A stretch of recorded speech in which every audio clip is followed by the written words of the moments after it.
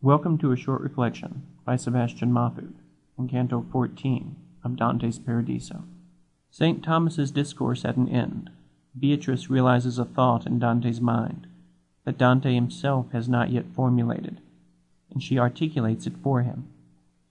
The question concerns what will be the state of the resurrected flesh, and it likely began to form when Beatrice provided in the 7th canto her proof of the certainty of the resurrection. Between then and now, Dante's question had been interrupted by the speeches of Saints Thomas and Bonaventure, the discourses from whom eventually led him back to the question. In particular, the mention of Christ, who's present in heaven in his flesh, is enough of a catalyst. What will that be like for the rest of us? It's appropriate that thought is articulated for him prior to his ascent to the 5th sphere, which is about to happen quite quickly, and Dante and Beatrice will find themselves in the presence of a massive cross.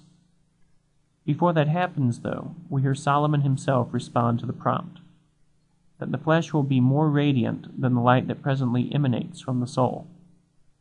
The contrapasso comes back into play, though, for, as Ciardi notes, the brilliance in which these souls are robed is in proportion to the degree of caritas that burns in each.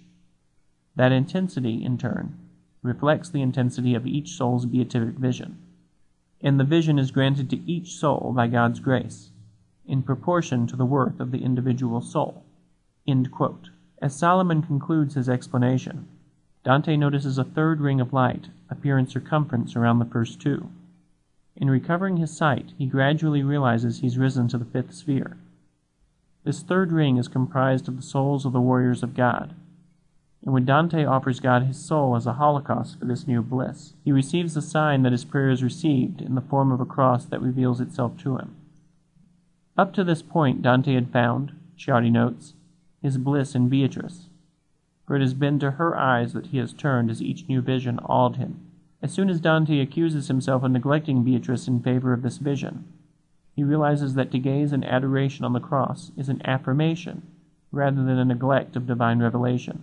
To put it in Ciardi's terms, to look away from Beatrice toward God is to turn the more closely to Beatrice. The point, of course, is that the cross would have no meaning for us, were that meaning not already revealed. So there we have it. The cross only has one thing to say to us, and that is, follow me. We are called, Michael Gorman has written in an eponymous book, to cruciformity, to the realization of the meaning of the cross in our quotidian activities, derived from our spirituality, on which, St. Bonaventure once said, is the foundation upon which all theology rests. As we reflect on this vision of the cross, we find that it completes the two garlands beyond which we've just ascended. The first representing, Ciardi speculates, the law of the Father, filled as it is with theologians and philosophers who focused on articulating the creed and the principles by which it worked. And the second, the wisdom of Christ, born as it is from the first. This third ring is identified by Dante as the sparkling essence of the Holy Ghost, which Ciardi takes to mean the ardor that surmounts and encompasses the first two rings. In this way we complete the Trinity, as allegory compounds allegory, a Trinity that expresses itself in relation to us through the Incarnation, where it took on human nature and did not only heal the breach for us, but as us, so that we might live forever in restored harmony with it.